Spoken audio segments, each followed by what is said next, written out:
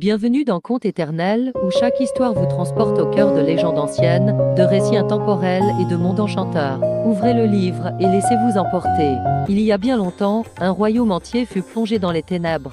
Ni soleil, ni lune, ni étoile n'osaient briller. Les hommes avaient oublié la lumière et leur propre cœur. Un soir, un vieux sage apparut, tenant une lampe qu'aucun vent ne pouvait éteindre. Il murmura: la lumière naît du souvenir, de la bonté oubliée. Il tendit sa flamme à un passant, puis à un autre. Chacun l'emporta chez lui, l'offrant à un voisin, à un inconnu. Partout, les lampes s'allumèrent. La nuit sembla reculer, les ténèbres frémirent. Le ciel s'éclaira peu à peu, comme si les étoiles elles-mêmes s'étaient réveillées. La lumière ne venait plus d'en haut, mais de chacun. Depuis ce jour, chaque année, les lampes s'allument pour célébrer ce miracle. Car Diwali n'est pas une fête de feu, mais le souvenir du jour où les hommes ont rallumé la lumière en eux. Connaissez-vous cette légende? Likez si vous avez aimé, ainsi que partagez avec vos amis qui aiment les contes éternels. Il y a longtemps, Adrien, un vieux menuisier veuf, brûlait chaque 24 décembre une grande bûche dans sa cheminée. C'était sa manière d'honorer les siens, de garder le lien. Mais cette année-là, la cheminée s'effondra. Plus de bois, plus de flammes. Adrien, le cœur serré, pensa que la tradition allait mourir avec les cendres. C'est alors qu'Élise, sa voisine pâtissière, eut une idée. Et si on recréait la bûche, mais en gâteau? Un roulé au chocolat en forme de tronc, avec du sucre à la place des cendres. Le soir de Noël, autour du gâteau, les souvenirs revinrent. Le feu ne brûlait plus dans la cheminée, mais dans les regards et les sourires. Depuis ce jour, la bûche se mange, mais son histoire se transmet. Car parfois, ce qu'on croyait perdu renaît, sous une autre forme. Connaissez-vous cette légende? Likez si vous avez aimé, ainsi que partagez avec vos amis qui aiment les contes éternels. Noël est né d'une nuit simple, une naissance dans une étable. Un message paix, humilité, lumière. Avec le temps, on a gardé cette lumière.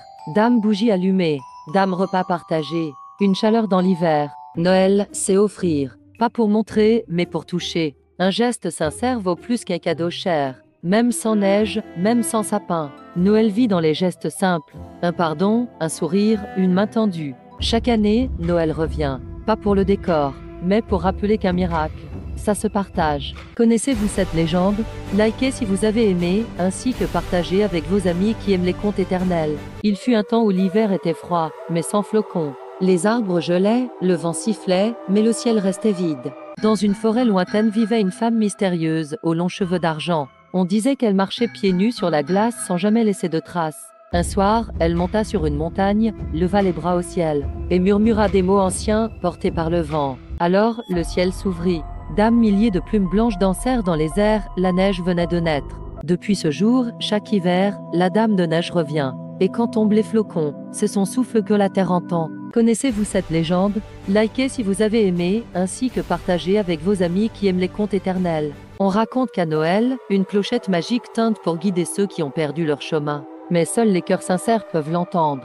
Cette nuit-là, un homme seul errait dans les montagnes, fatigué, gelé. Le silence pesait, jusqu'à ce qu'un tintement cristallin perce l'air glacé. Le son semblait flotter dans le vent. Chaque note l'attirait, comme une lumière invisible dans l'obscurité. Il suivit ce chant fragile, un pas après l'autre. Au loin, une lueur apparut, puis des toits enneigés. Les clochettes s'étaient tues, le village était là. Il n'était plus perdu. À l'aube, les villageois trouvèrent l'homme endormi près de l'église. À son cou, une clochette. Depuis ce jour, elle tinte chaque Noël pour guider les âmes égarées. Connaissez-vous cette légende? Likez si vous avez aimé, ainsi que partagez avec vos amis qui aiment les contes éternels. En pleine forêt germanique, un moine venu de loin avançait. Son nom était Boniface. Il portait la paix, mais son regard était ferme.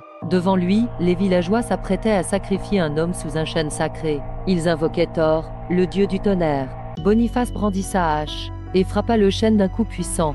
L'arbre s'effondra. Le silence tomba. Thor ne répondit pas. À la place du chêne abattu, un jeune sapin se dressait. Petit, humble, mais toujours vert sous le ciel étoilé. Boniface déclara: voici l'arbre du Christ, l'arbre de la paix, de la vie éternelle. Depuis, on le célèbre chaque Noël. Connaissez-vous cette légende? Likez si vous avez aimé, ainsi que partagez avec vos amis qui aiment les contes éternels. Au sommet d'une montagne oubliée, vivait une fée née du givre. Belle et glaciale, chaque souffle qu'elle exhalait figeait le monde. Aucun être vivant ne survivait à sa présence. Les années passaient, mais son cœur restait dur comme la glace.